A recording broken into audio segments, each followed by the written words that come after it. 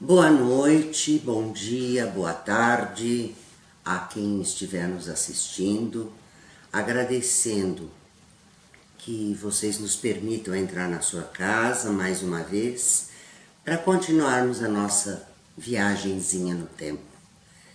Não sei se vocês perceberam, mas na outra gravação o nosso querido Godofredo estava passeando, porque de vez em quando ele resolve subir na vassoura e dar as suas voltinhas.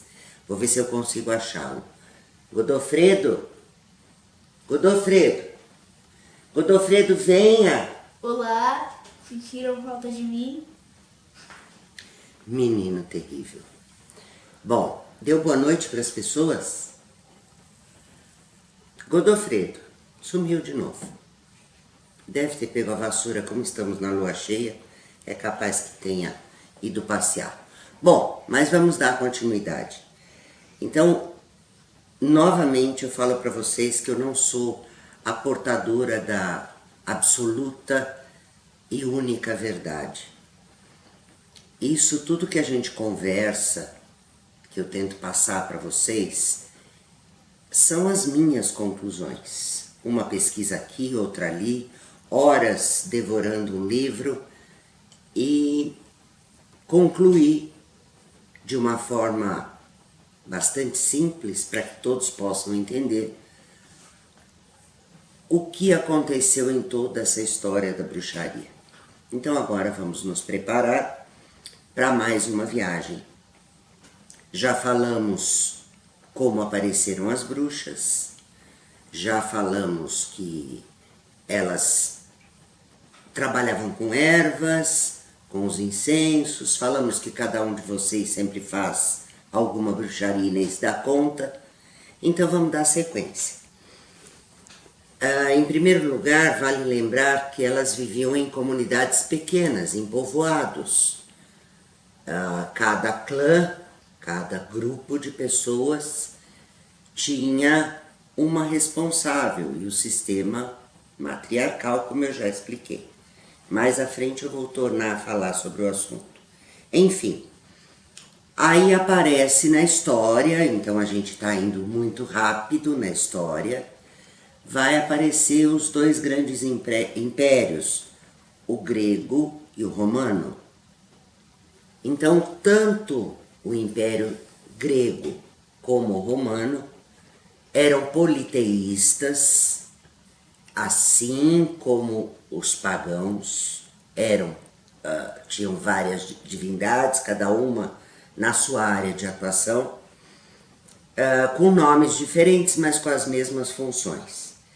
E, em sua grande maioria, os deuses eram masculinos.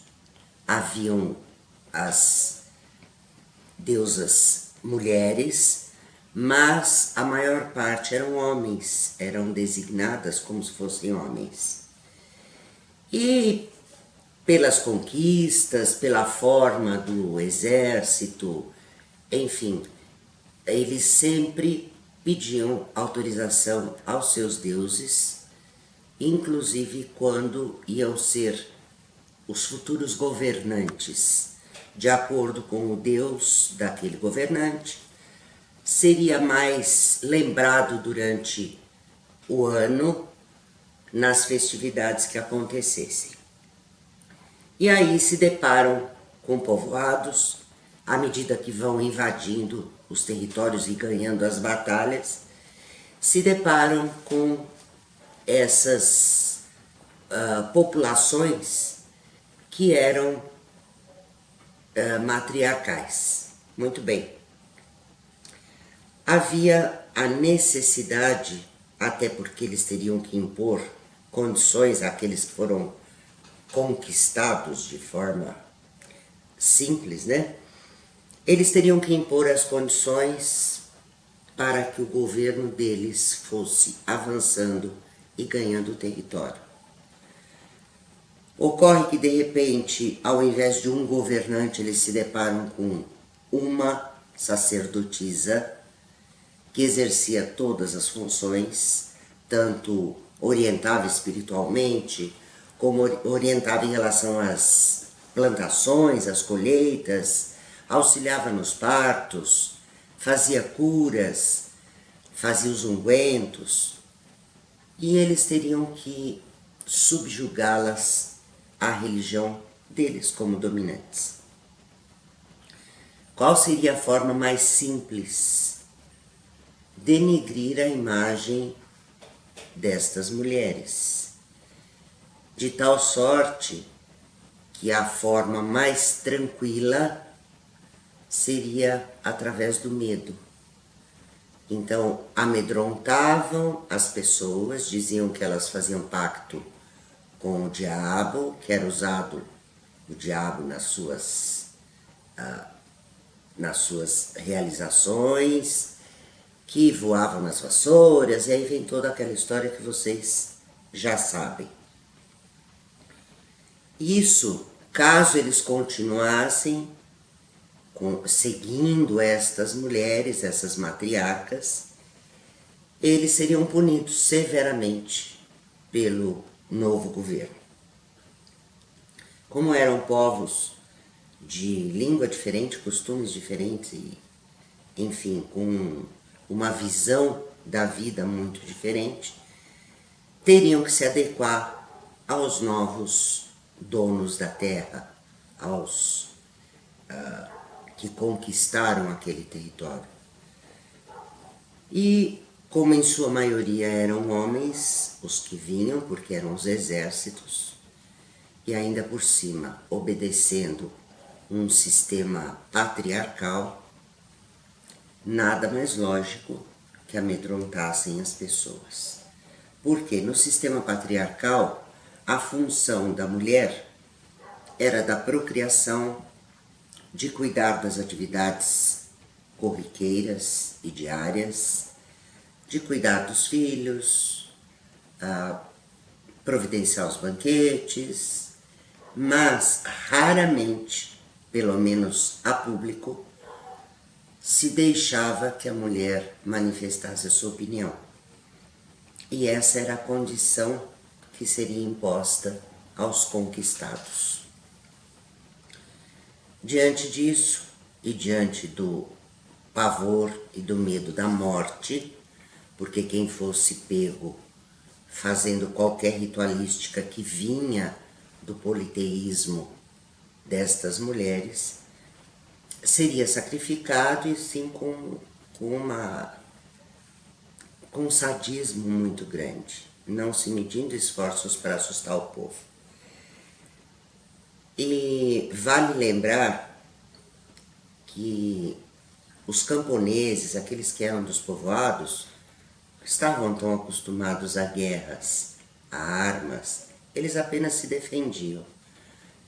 E o que vem exatamente no oposto dos dois grandes impérios, o grego e o romano, que estavam profundamente ligados às atividades de ocupação de novos territórios através da conquista. E para isso eles usavam armas, embora muito mais simples do que se conhece hoje, mas com grande poder de destruição à época.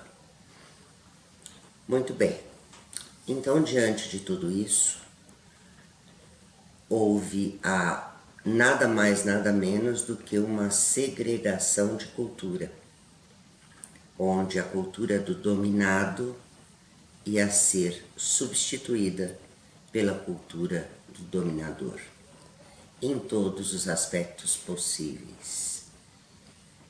Nesse momento, elas passam a se esconder mais ainda, as curandeiras, as bruxas, as ditas bruxas, e é onde surgem os primeiros grimórios da nossa história, que, de forma estranha, são quase que em sua totalidade escritos em latim.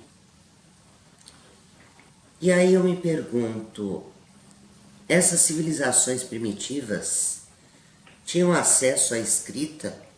Tinham acesso ao latim, que é uma língua romana?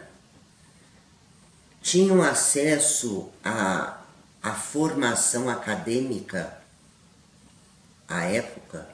Em hipótese alguma.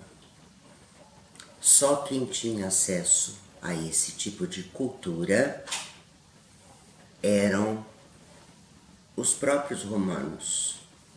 Eram aqueles que usavam a língua dos grimórios e eram aqueles que tinham acesso aos reis e aos reinados, onde aprendiam a escrever e a ler. Conclusão óbvia, não foram as bruxas nem os bruxos que fizeram aqueles grimórios. Eu acho que eu não esclareci muito bem para quem não conhece, e ninguém é obrigado a saber tudo, não é? Quem somos nós para isso, não é? Os grimórios são os livros que contêm os feitiços, as bruxarias, as invocações, desenhos para instruir o futuro praticante. E então fica a perguntinha no ar para vocês. Vocês acham que os grimórios foram escritos pelas bruxas e pelos bruxos? Será que eles tiveram uma indução mental a ponto de aprender a escrever e a ler no estalar de dedos? Estranho, não é? Muito bem. E nesse momento é que realmente elas se afastam mais, mas tanto um reinado quanto o outro procura ter a seu dispor, embora com deuses diferentes, todos politeístas, procura ter uma certa proximidade, ora com bruxos, ora com bruxas, que eram contratados para ficar a serviço dos soberanos. Eu acredito que por aqui, hoje, fica a nossa história. E pesquisem, compartilhem se gostaram, deem seu like, para nós conseguirmos ver se esse assunto lhes interessa, se damos continuidade, ou quem sabe, se alguém tiver alguma pergunta, se estiver à nossa altura, responderemos com a maior rapidez possível. Vou chamar o Fujão para ver se ele aparece, pelo menos para dar boa noite a vocês. Cadê você? Godofredo? Boa noite. Até o meu chapéu caiu.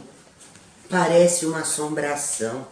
Não sei, surge do nada, fala boa noite porque estava escutando a história, nem que seja debaixo da escada, não é? Boa noite.